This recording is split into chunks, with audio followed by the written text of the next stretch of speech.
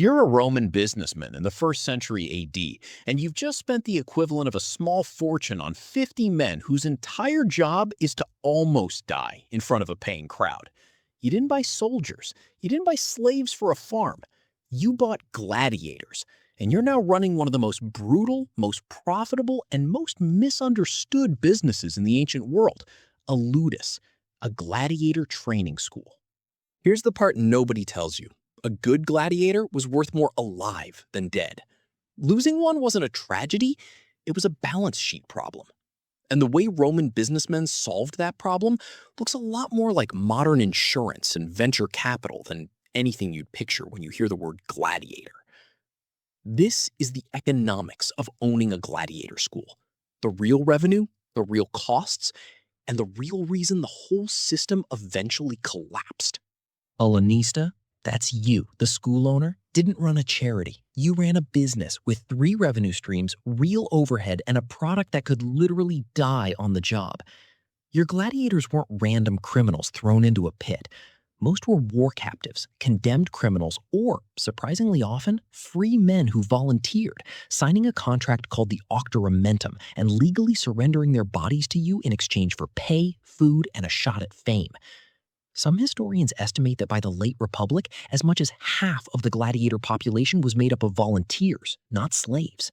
Why would a free man do that? Because a successful gladiator could earn more in a handful of fights than a laborer earned in years. Fame, prize money, sponsorship. It was a brutal, high-risk career path, but a career path nonetheless. Your job as the Lanista was to take raw material, captured soldiers, volunteers, condemned men, and turn them into a product worth renting out for a fortune. Before you make a single coin, you're already deep in debt. Buying the talent. A basic gladiator might cost you a few hundred denarii, but a proven, crowd-favorite fighter with a win record could cost you the equivalent of tens of thousands of dollars in today's money. This wasn't a one-time cost either. You were constantly buying, training, and replacing your roster. Training infrastructure. You needed a training yard, weapons, and armor for multiple fighting styles, a doctore, a professional trainer, usually a retired gladiator himself, and specialized diets. Gladiators famously ate a barley and bean-heavy diet that put on a protective layer of fat, nicknamed hordearii, barley men, specifically so a shallow cut looked dramatic without hitting anything vital underneath. Medical staff? This is the part people miss. You employed actual physicians on retainer. One of history's most famous doctors, Galen, got his start stitching up gladiators at a school in Pergamon, and he later wrote that he lost far fewer patients treating gladiator wounds than colleagues lost treating routine injuries elsewhere. Your medical staff wasn't a courtesy. It was capital preservation. By the time you've assembled a functioning school, you've sunk a fortune into an asset class that can die from a bad afternoon. Here's the part that surprises people most. The arena didn't pay you to kill your gladiators. It paid you to rent them out. Rental fees to event sponsors. The person funding the games, a wealthy politician, a local magistrate, sometimes the emperor himself, paid you a fee per gladiator, per appearance. This was your core revenue line, and it worked like a modern talent agency. The better your roster's reputation, the higher the fee you could command. A death penalty clause. This is the detail that changes how you see the whole system. If a gladiator you rented out died in the arena, the sponsor had to pay you a massive penalty, often estimated at several times the normal rental fee, sometimes said to be up to 50 times more. Historical sources suggest this penalty could run as high as 100,000 sesterces for a top-tier fighter, compared to a rental fee that might be a fraction of that. Think about what that incentive structure actually creates. Event sponsors didn't want your gladiators to die either. Death was expensive for everyone except the very lowest tier, cheapest fighters. This is a huge part of why most gladiator matches were not fights to the death. Estimates from surviving records suggest the vast majority of bouts ended without a kill. The economics of the business actively worked against the bloodbath the movies sell you. Victory bonuses and endorsements. A gladiator with a winning streak became a genuine celebrity. Graffiti across Pompeii survives today, advertising specific fighters by name, boasting of their win counts, essentially ancient promotional posters. Popular gladiators appeared on everything from oil lamps to children's toys. As the owner, you took a cut of appearance fees, merchandise-style endorsements, and the increased rental value every win added to a fighter's price tag.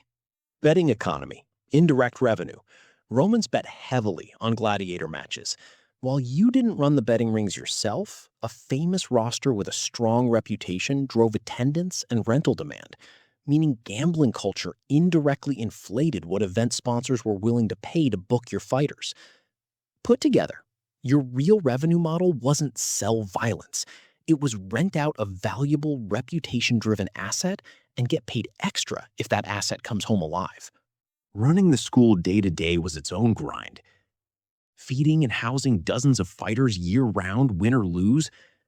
Ongoing training to keep skills sharp between bookings. Security.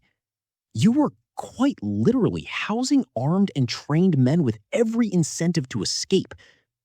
Spartacus, history's most famous slave revolt, began at a gladiator school. Reputation management. An underperforming roster tank your rental fees fast. And then there was the risk you couldn't insure away. Injury that didn't kill, but ended a career. A gladiator with a shattered leg was a sunk cost with no more revenue potential. You'd already paid for the purchase, the training, the diet, the medical care, and now you owned an asset producing zero return. This is why the medical investment mattered so much. Keeping a fighter alive and functional wasn't sentiment. It was the only way to recover your original investment across multiple bookings instead of one. Here's the honest answer. Wildly profitable for a small number of owners and financially brutal for most everyone else in the chain, which, uncomfortably, sounds a lot like a lot of high-risk industries today. A top Lanista running a well-known school with famous fighters could command enormous rental fees for major games, particularly imperial ones, where cost was almost no object for the sponsor trying to win public favor. Owning even one or two genuine celebrity gladiators could make your entire roster profitable, the same way a modern talent agency can be carried by a single A-list client. But the wider system, the tens of thousands of gladiators across the empire who never became famous, operated on thin margins and short careers. Many fighters died from infection, malnutrition, or a bad matchup within their first few bouts, long before they generated enough rental income to matter. The business, in other words, ran on a power law outcome. A small number of stars driving almost all of the profit, propped up by a much larger base that barely broke even. Gladiator schools didn't vanish because Rome got squeamish. They declined for the same reason a lot of businesses die. The economics stopped working. As the empire's finances strained in later centuries, public games became harder to fund at the scale earlier emperors had set. Christianity's rise also shifted public sentiment against the games, specifically for their violence, adding social and political pressure on top of the financial one. By the early 5th century, gladiator combat had been formally abolished, and the entire industry, training schools, medical staff, breeding and buying networks, betting culture, wound down along with it. An entire economic ecosystem built around a single form of entertainment disappeared within a couple of generations once the demand and the funding dried up. Strip away the sand and the swords, and the Lanista's business model is strangely familiar. You're managing a roster of high-value talent where a small number of stars generate almost all the profit. You've built in penalty clauses that align everyone's incentives against the worst-case outcome. You're pouring money into retention and health, not because you're kind, but because a damaged asset stops earning. And your entire industry can vanish within a generation if the public's appetite or the funding behind it changes. Replace gladiator with athlete, esports player, or even star employee at a startup, and the entire structure holds up almost exactly. Rome didn't invent talent management economics. Rome just ran the most literally life or death version of it. If you had to be someone in this business, you didn't want to be the gladiator.